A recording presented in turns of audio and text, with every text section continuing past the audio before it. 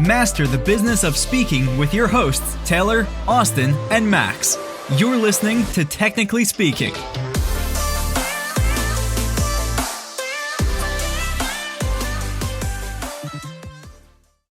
Welcome to another episode of Technically Speaking. We are super excited about today's guest, Mr. Sam Richter. Sam, welcome to the show. Hey, thanks so much. It's really great to be with you guys. Yeah, it's always great when you're on. I'm really excited about this episode. So for those of you listening who don't know who Sam is an award-winning speaker, best-selling author, and is considered one of the foremost authorities on sales intelligence and digital reputation management. He's a member of the National Speaker Hall of Fame, that is CSPCPAE, and was named one of the world's top 50 sales keynote speakers, one of the world's top 25 most influential sales leaders, and one of the top 15 highest rated virtual presenters. Sam annually delivers more than 100 keynote programs and workshops to top organizations in the industry around the globe. And he's also an entrepreneur, a software developer, near and dear to us at SpeakerFlow as the creator of the SpeakerFlow Intel Engine. Sam, it is so awesome to have you on the show today. Thank you again for being here. Yeah, thank you guys so much. And I really appreciate that you're wearing your hats, because as I look out my window here, it's snowing like crazy in Minneapolis, Minnesota. So yes, I'm just doing the same over here. So, something that kind of piqued my interest in your bio is sales intelligence. Mm-hmm. And, when you read that, I don't know that, I even have a box for it. So, what is it? Why is it important? And how can we as speakers and thought leaders benefit from it? And, more importantly, what led you down this path of sales intelligence in the first place? Sure. Great question. Well, I think sales intelligence is just a fancy way of saying knowing more about other people. And it really emanates from, I think the greatest business book ever written is How to Win Friends and Influence People by Dale Carnegie back in the 1920s. In fact, pretty much every business book I've ever read has some essence of how to win friends and influence people, meaning it's really all about the other person, especially in sales. In sales, I'm not really trying to convince somebody to do something. What I'm trying to do is align what they care about. What are their goals? What are their issues? And what do I offer? And is there an intersection there?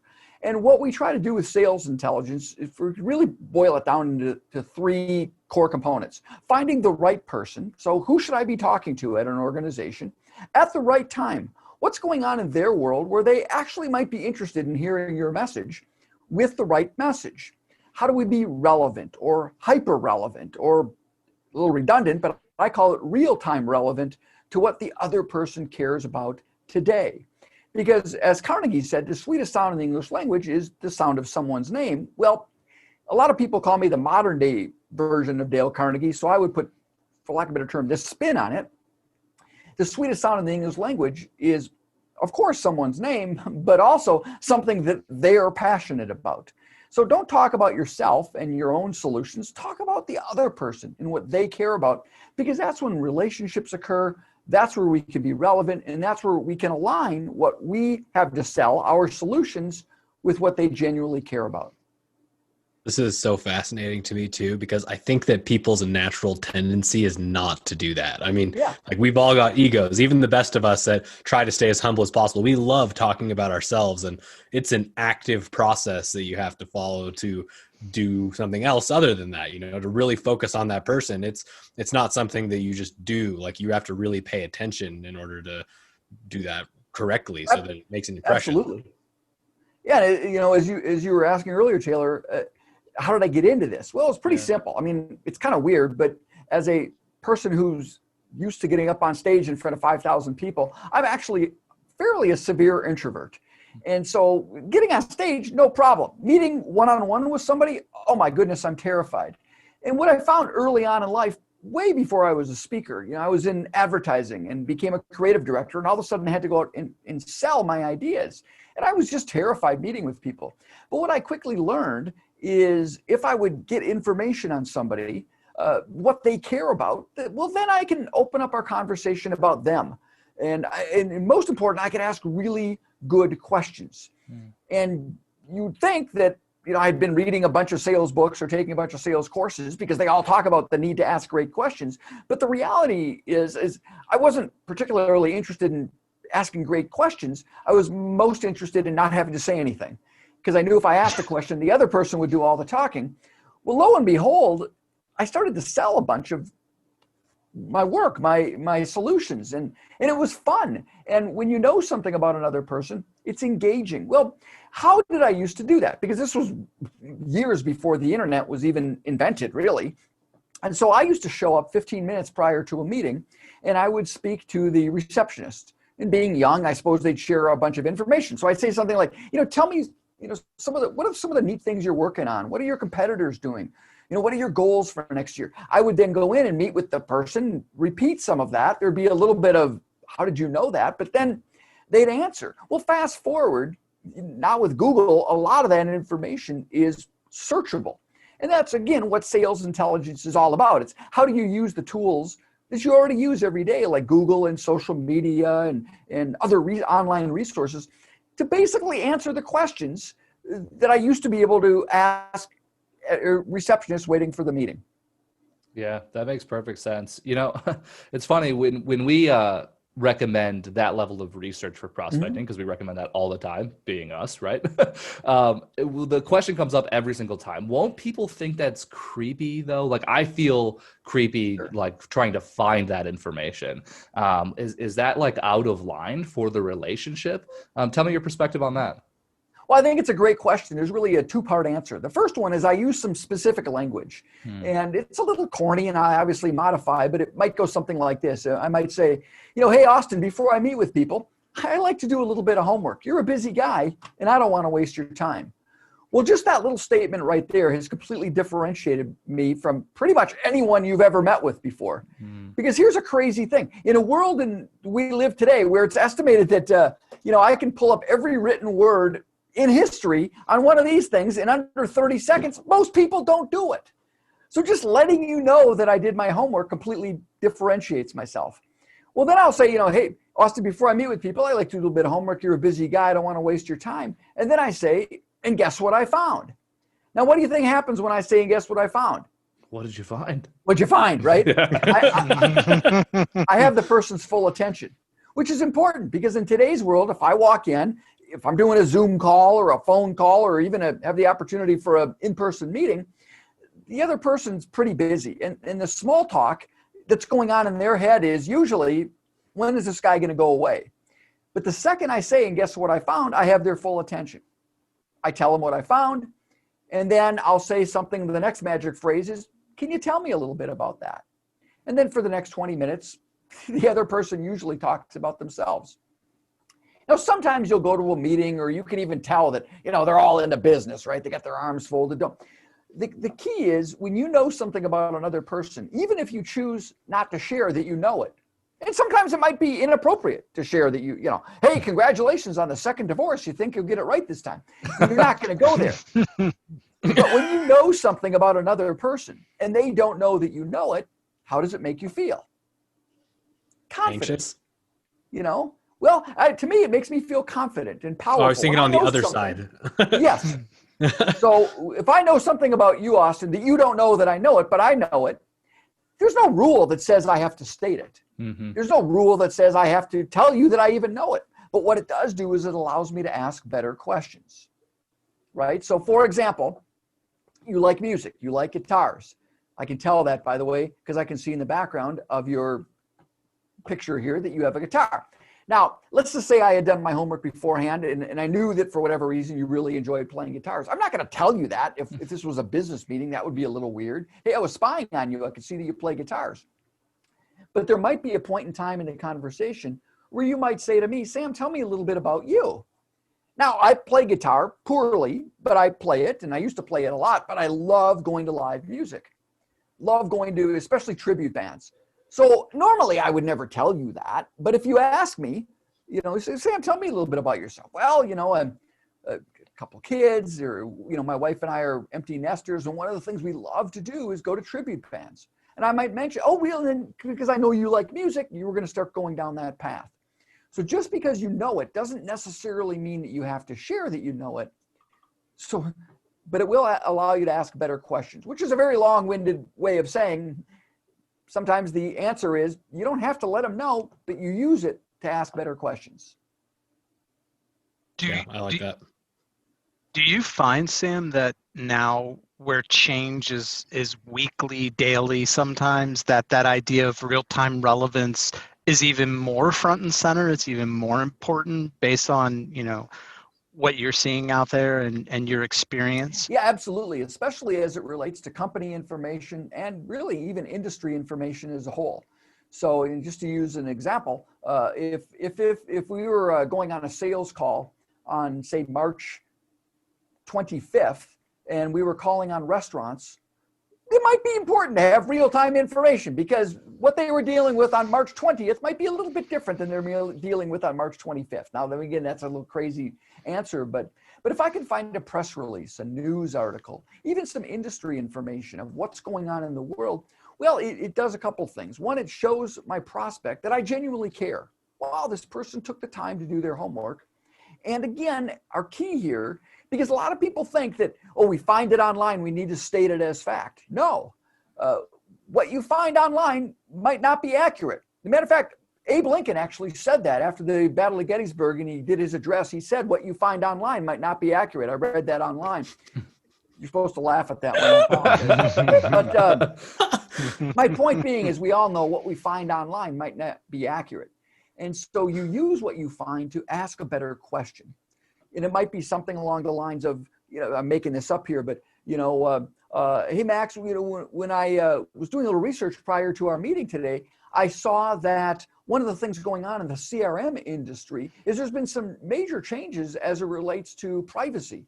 How are you dealing with that? I mean, I just made that up off the top of my head, but that would be a good question if that were true. Yeah, for sure. Sam, do you find that the research that you do, the thing that you find that you want to ask them about, has to relate to what you want to talk to them about? Because I think for some people, they feel like they need to dig up information that's going to parlay into a sales conversation. But do you find that it just needs to be something to get them talking, or does it need to be something specific that can translate into you being able to sell them something? Well, that's a great question. What I try to do is find something that is related to what I have to do. So in the speaker world, it might be as simple as, hey, I saw that you had Ross Bernstein as your speaker last year. Isn't Ross amazing? I love how Ross talks about, and then I might mention a couple of things that Ross talks about. But specifically, if the first words out of my mouth can be about the other person, it might be about an award they've won, a big contract they won, an expansion they went through. Maybe they purchased a company. So talk about the other person. Again, it just shows that you've done your homework, and it gets the other person talking about him or herself. If what you find is something that maybe is maybe something they're not proud of, or something that really threatens their work or their industry, I might not dive right into it. But again, that might be an example of where I use what I find to ask a better question. Yeah, that makes sense. So I'm curious when the sales intelligence really happens inside of a sales cycle. So for our listeners, does sales intelligence happen after you have a lead that you're working and you finally have that call? I mean, how soon do you start this level of research if you're, pursuing your sales in an outbound way? Well, the answer is always going to be, it depends. So in our world of professional speakers, usually we know that there's we'll call it an event, a double entendre. Sure. There's an event going on where they need us. They have an event. They have a conference where they need a speaker. And in that case, like I just mentioned, I might find who their previous year's speaker was, or I might find a piece of information that's going on in their industry. So for example, if I was pitching the National Restaurant Association for their conference, I might be talking about, hey, obviously your members are dealing with something that they've never dealt with in history before. Funny, but my expertise is dealing with change. So you're trying to align with what we know is going on in their world with what our expertise might be. And that's, again, where I guess you're being, for lack of a better term, almost reactive with your sales intelligence, where I know I'm calling on somebody. Now let's find something where we can align the two, my solution with what they have to deal with. Now, oftentimes we'll use sales intelligence to actually identify who to call. And that might be what's called a sales trigger. A sales trigger is what's going on in the other person's world where they might actually be interested in hearing from you today. So a quick example. If I call any of you right now and say, hi, this is Sam from Sam's Roofing Company. I'd love to come out and give you a free estimate. Well, you're going to hang up, go away. But if a huge hailstorm just hit your house, water starts leaking through your kitchen, 5 minutes later, hi, this is Sam from Sam's Roofing Company. I'd love to come out and give you a free estimate. Well, I'm your new best friend. That's a sales trigger. Now, not all speakers have a sales trigger. So now for me, it quite possibly could be if I'm calling on companies, I might go look for a sales trigger, might be companies where they just announced earnings and it's not as good as it used to be. That could potentially be a sales trigger. But other sales triggers, so for example, speakers who speak on change might go in and talk about, might go do some searches online to find executives who have recently been hired in their jobs. So new CEOs, new presidents, because I can guarantee you if a new CEO comes in, especially from the outside, a lot of the employees are struggling with change. Companies that have gone through a merger and acquisition where they've acquired, two companies bringing together. If you're a diversity speaker, that might be a great one. A generational speaker might be a great one. So there are some sales triggers that might be good fits for speakers depending on what a speaker's particular topic might be. Got it. I feel like this begs the question then, like if you do have a trigger, let's say you're one of those speakers that happens to fall in that category, like where do you start? I think that the resistance to start here can be a real challenge because there's a lot of different places you can go to try to find this information. So like if you were looking for, one of these triggers for your own business, I mean, where would you start? In terms of finding the information, really, I'd start with Google. Google's got a lot of really powerful tools. Now, most people don't know them because the beauty of Google, the beauty of technology is it's super intuitive, right? I'd fire up Google, type in 2 words, results just show up. You want to know the problem of really good technology? It's intuitive. We never read the manual, right? We never get the instruction booklet because there's a lot of power sometimes if you actually read the manual. So for example, let's say I was looking for leadership change. Well, the key of Google searching, of any searching online, is I like to say, think like the author. So if I was writing a press release, an article, a blog post, a newsletter, what words would go into that newsletter? So for example, if my company just hired a new CEO, what words might go into the press release? Well, it might be something like welcomes or announces or announced or is, joining. And so how you would build, it's called a query inside Google. I might type in, let's say I'm looking for companies in Ohio. I might type in Ohio plus, and then in parentheses, because you're going to use parentheses to separate things out. Within parentheses, I might type in new president. Put that in quotes. When you put something within quotes, you're telling the search engine the words within quotes must be in that exact order. So Ohio plus parens, new president or new CEO or new chief executive. End parens. Now make sure your ors are in all uppercase. When you put an or in all uppercase, you're telling the search engine, give me this or give me that. We're expanding our search. So Ohio, new president or new chief executive or new CEO. And I might put in then another parens plus announced or joined or welcomes. So you following me? Now I'm going to run my search. Now, you're probably going to get a few million search results because Google's going to pull back every press release, article, blog post ever written about new CEOs or new presidents or new chief executives in Ohio. And, calling on someone and saying, hey, Fred, congratulations on getting that job back in 2016. That's not a good sales trigger. But what can you do?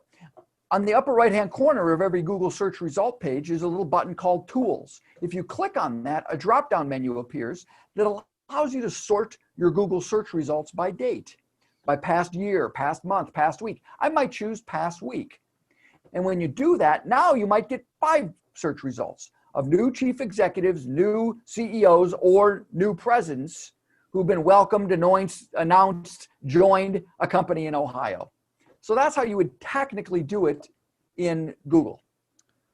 So did you keep track of all that, Austin? Yeah, You could duplicate probably all of those parentheses and ors and things, right? For sure, no problem. Well, you could do that, or shameless self-promotion for all of us. That's why I developed the tool, the SpeakerFlow Intel Engine, because what happens when you're in the Intel Engine, there's a sales trigger area in the speaker ops page where you can type in Ohio president, or just even type in Ohio healthcare, and then you click the new executive button, and it will automatically go out there and build that 30 to 50 word. It's called a Boolean algebraic equation. It'll automatically build that 30 to 50 word equation for you. All you had to do was type in healthcare Ohio, and it automatically is going to sort the list of new executives who have been welcomed, joined, announced in Ohio in the past. I think we defaulted to the past year. Got it. So there are easy ways to do it. Which is good, because I feel overwhelmed and I understand at least a little bit of this. Yeah. I'm curious. I mean, this works on Google. Does this work anywhere else? Well, it can work inside different social media platforms. As an example, if I wanted to find a list of executives in LinkedIn, I could go into LinkedIn and I could type in chief or CEO or CFO or chief executive, put chief executive within quotes. You could build those long queries inside. By the way, it also works when you're searching your email, when you're searching your network drive. So that could be a huge time saver, by the way. But it doesn't really work as well in other popular search engines. I mean, the ones I just shared with you, Will, the ORs, the one I didn't share, which I can talk about in just a moment here, is the minus sign. Those will work in pretty much every search engine. But as we get into more complex searching, it's called a complex Boolean query, I have found Google to be the best. Let me just touch on something I mentioned, the minus sign. I love the minus sign because it removes bad search results. So for example, if I'm looking for the word Vikings, but I want the guys from Norway with the big, the horns on their helmets and the swords and the big boats. Well, if I go into Google right now and type in the word Vikings, what am I going to get? A few million search results on the crush my heart again Minnesota Viking professional football team. Maybe we might get the first draft choice this year, but somehow they'll probably screw that up too. So I don't want that. I want the guys from Norway. So I could go into Google and type in Vikings plus Norway plus guys with big boats or something like that. Or I could type in Vikings if I attach a minus sign to the word that I want to remove. So I want to remove the word football. So no space after the minus sign. If I attach a minus sign to the word that I want to remove, Google will remove all of the results with that word in it.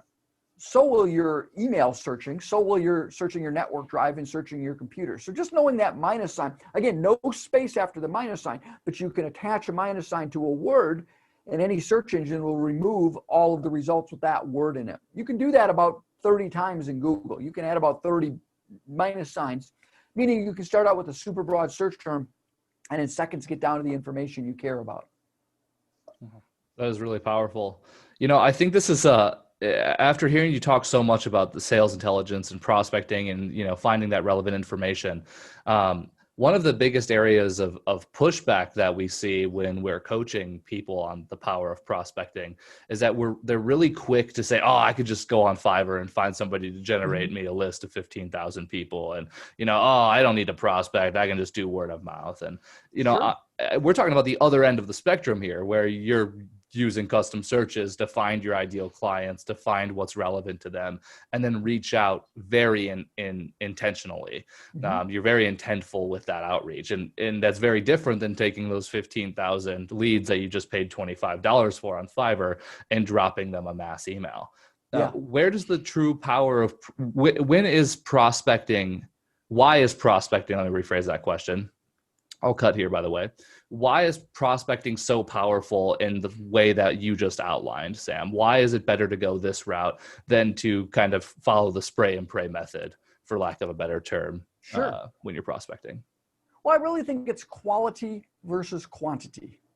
So for example, I could go out and, like you said, get a Fiverr list of, hey, give me a list of everybody who's got the job title, director of events, as an example. And I'll get it back. 70% will probably be accurate. And I can fire off an email. And guess what? To be blunt, nobody's probably going to respond to that. But after maybe 3 or 4 emails, and if somehow I've got a call team that's going to call all 15,000, I might get lucky. There might be somebody on that list who happens to be planning their event for next year. You can do that. By the way, nothing in that list that you got from Fiverr said that these people actually pay their speakers, which would kind of be important, I think. Or you could use something like the techniques I'm sharing with you to go into Google and do some searching in the SpeakerFlow Intel Engine. We can automate this for you. But I'd like to say, people ask me all the time. They'll say, Sam, how do I find a list of places that pay speakers a lot of money?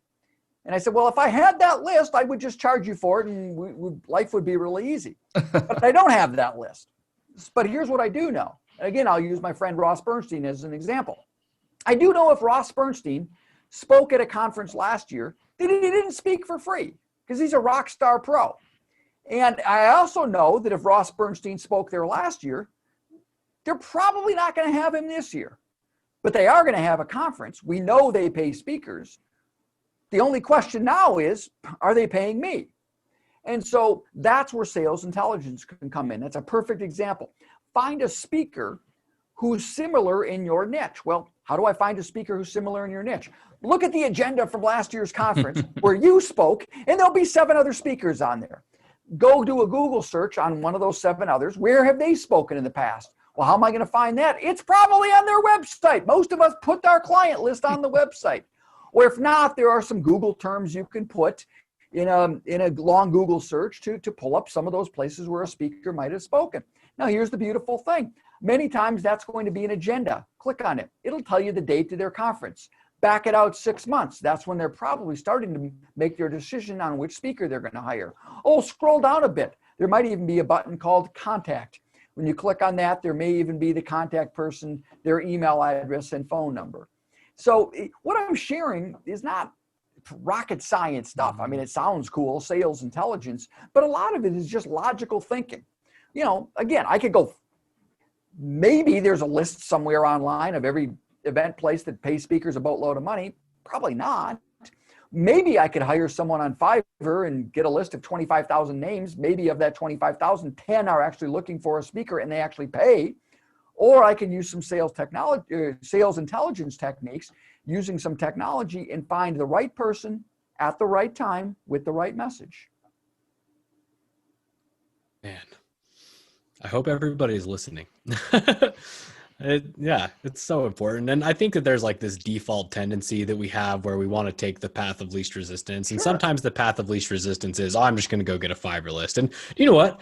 I tell people all the time, like, if you feel inclined to do that, go for it. Like, give it a shot. And like, maybe you will get good results, like you said, but more often than not, it doesn't go that way. And I think that something else that's important here is that by taking the additional time to like do your research and learn about this individual, this event, this organization, and so on, it turns it into an actual relationship and not just a transaction, like we all are getting bombarded by hundreds, if not thousands of sales emails every month or year from people trying to sell us stuff that they think that we need. And I mean, we're numb to it, I think, on some level. And I don't think that it takes that much effort to stand out from all of those other people that are just trying to do the bare minimum. That's absolutely right. Yep. I mean, I'll give you 2 sample sales calls. So I'll use you, Austin, as an example. Sales call 1. Hi, Austin. I see that you're an event manager at Widget Corporation, and I was wondering, do you have any upcoming conferences? Oh, by the way, if the answer is yes, do you actually pay speakers? And oh, by the way, if you pay speakers, would you pay somebody like me? Okay, that's option A. Now, you're not going to use that language, but guess what? That's what your buyer's hearing when you call and you're completely uninformed. That's right. Right? Or I call and I say, hey, Austin, you don't know me, but my name's Sam Richter. I was doing a little research and I saw that you've got the Widget 3000 conference coming up. I believe, correct me if I'm wrong, but you're looking at around May 1st. Well, I know that most companies, if they've got a conference on May 1st, they're starting to look at their speakers. Is that accurate? Just nod your head like that. I know last year you had Ross Bernstein, and he is one of my favorite speakers on the planet. And one of the concepts that, if you probably remember from Ross, is he talks about the need to really build relationships with people and providing value.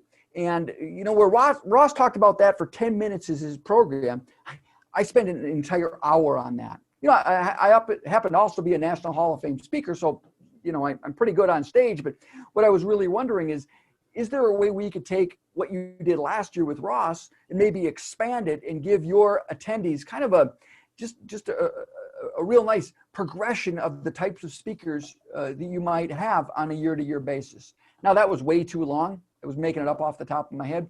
But you see where I'm going between that and the first one of, do you pay speakers? Totally. And you didn't have to undercut Ross to do it either, too, right? Not at all. You used him as a perfect mechanism to say, hey, I can take this and go further, just as he could probably do with some of the concepts you touch on. And I know for me, that's one of the things I hear people say sometimes is like doing that competitive research or bringing that up in a sales conversation feels like sleazy or something, but it's not. You can benefit each other. Like there's plenty of pie to go around, Right. There is plenty of pie to go around. And guess what? Ross is a nice guy. And Ross knows that he's not speaking at Widget next year. So maybe I'll even call Ross. Let's say I met him in the hallways of NSA or maybe an event we were doing. And I'll call Ross and I'll say, hey, see, if I call Ross, this is called part of one of the things I teach is asking for introductions versus referrals. If I call Ross right now and say, hi, Ross, business is really tough during the COVID era. Do you know anybody that could maybe use me as a speaker? Well, because he's a nice guy, he's going to say, yeah, I think I spoke to like the Duluth Rotary. They had $100. He's going to give me some name just because he wants to be helpful. But if I call and say, hey, Ross, I was doing a little bit of homework and, I saw that you spoke at the Widget 3000 conference last year. And it looks like Julie Johnson was your contact there. Boy, if you think of my message, do you think I'd be a good fit for the Widget Corporation? Well, Sam, I never really thought about it before, but I think you'd be awesome. Hey, I don't need you to do any work, Ross, but if I send Julie a notice or give her a phone call, can I at least drop your name as somebody who's recommended? Well, that'd be great, Sam. In fact, I'm happy to make the introduction for you. So speakers now there will be some speakers who just aren't nice people who won't do that for you, but most of the people I know would be happy to make that introduction, but you have to make their lives easy. If I say, can you give me a referral? Well, it's uncomfortable. But if you say, do you know Julie Johnson at Widget Corporation? Sure, I'd be happy to help. And that is how it's done. It kind of all boils back to the original point, Sam, about relationships. One reason why you got into this in the first place is just the ability to drive the relationship forward. Exactly. And you're not only doing that with your prospects, but you're doing that with the people that also serve your prospects and really kind of creating this cyclical nature for generating leads and reaching out, and more importantly, having the confidence to do so. Because I know a lot of people listening, and we hear this all the time, we don't want to be used car salesmen. But I think the difference between used car salesman and a professional car salesman is that one of them really cares about getting you the right car, whereas one of them doesn't. And I think that's the same difference that you pointed out here with people who are, reaching out and saying, hey, do you have an event that you could potentially hire me for? Versus, hey, I've done a ton of research and I know where you're at and I can help you out. And by the way, here's my friend who spoke before. It's just a different approach, and it's all focused on the relationship. And I think that's really where the power of prospecting gets unlocked, is you're not taking 25,000 people you don't care about and hoping for a transaction. You're taking 25 people that you definitely care about based on the research you've done, and you can differentiate yourself simply because of that research. And I think that whole idea of differentiation becomes a lot more simpler too, because I feel like we hear that as business owners, like, oh, you have to differentiate yourself, but what does that really mean? And is that like just my message? Is that how I talk? Is that my stagecraft? But I really think it boils down to those micro interactions that you have that build up to being differentiated. It doesn't all happen based on one thing. It's just how you prospect and how you sell and how you manage the client and how you deliver. It's so much more than just one thing that differentiates you. Well, that's absolutely right. And by the way, it never stops, because even using the techniques I've shared with you today, it's not like every time I do this, someone says, oh, Sam, you're perfect. Where do I send my $15,000? I wish it was like that. Yeah. You also have to stay in touch with people. And so how do you stay in touch with people that are in ways that are relevant to them? And again, the same techniques. Yeah, because I don't want to be calling someone the third, fourth, fifth, eighth time. Ready to buy yet? Ready to buy yet? Ready to buy yet? Because you just become annoying. But so you can use these techniques, again, whether it's finding an article, whether you set up a Google alert on the company, and anytime that alert comes in saying, hey, Widget Corporation just won a big award, you just drop a note over to Julie. Hey, Julie, congratulations on the award, was thinking of you. Or it might even be more proactive, where let's say I've got a bunch of clients, a number of prospects in the healthcare industry. I'll go online and try to find a recent survey result or a white paper, research report, article that talks about trends in the healthcare industry. Hey, Julie, stumbled across this white paper online. I'm guessing you've already seen it, but just in case, here's a link. Just want you to know I'm always thinking of you. Hope all is well. Notice that I didn't put anything in there about hiring Sam. It's all about the value that I want to provide to other people. The number of times where I've had somebody reach out saying, oh, Sam, I was just thinking about you. No, you weren't. No, you weren't. But maybe you were thinking of hiring a speaker and what was that guy's name? That's possible. But that interaction, but again, it's not because the email didn't say subject line, ready to hire me yet? No, it was found this white paper, thought you'd be interested. So it's about providing ongoing value to other people. And here's the key, in ways that are relevant to what they care about. That is right. And if there's anything to take away from this episode, it is that. It's important to provide value, but it's also important to stay relevant. So Sam, thank you so much for your insights. And as you know, speaking of value, we're all about delivering that for our audience. What are some things that you're working on that our audience can benefit from? Well, of course, I'm constantly tweaking the SpeakerFlow Intel Engine just because Google's always making changes. So I'm always making mathematical changes in the background and adding new features, trying to make that a better tool and resource for people. The other thing I've launched a program with 3 other speaker friends of mine, Mark Hunter, the Sales Hunter, Meredith Elliott Powell, and Dr. Mary Kelly. We're doing a mastermind group. So think of Vistage, EO, YPO, but instead of getting one chair, you get all 4 of us. You get all of our content, ebooks, workshops, videos. We kind of built a vault of everything from A to Z to running your business. Plus you get the 4 of us. Plus you get a monthly mastermind real-time call with all of us where we process your issues. So you can learn about that at businessleadershiproundtable.com, businessleadershiproundtable.com. And by the way, if you go there, we just finished a report. It's really an amazing report that we're sending out to CEOs and getting incredible feedback on. It's a report on what are CEOs doing to prepare their businesses once we come out of COVID. There's a lot of articles and content out there right now saying, how are we reacting it today? But very few, if any, are like this, where we've interviewed a few hundred CEOs and asked them, what are you going to be doing tomorrow? How's the world going to look like tomorrow? And it's completely free. Go to businessleadershiproundtable.com, download the white paper. For speakers, it might give you some insight into what the future of your message might be based on what some of these companies are going to be doing. Perfect. I love that. And Sam, thank you so much for adding in all those resources. Those will be in the show notes for all of you listening. And as you know, don't forget to subscribe to the show. And if you want more awesome resources like this, go to speakerflow.com/resources.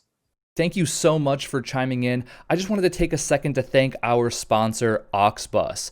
Auxbus is the all-in-one suite of tools you need to run your podcast. And it's actually what we run here at SpeakerFlow for Technically Speaking. It makes planning podcasts simple. It makes recording podcasts simple. It even makes publishing podcasts to the masses simple. And quite honestly, Technically Speaking wouldn't be up as soon as it is without Auxbus. Thank you so much, Auxbus. And if you are interested in checking Auxbus out, whether you're starting a podcast or you have one currently, get our special offer, auxbus.com/speakerflow, or click the link below in our show notes.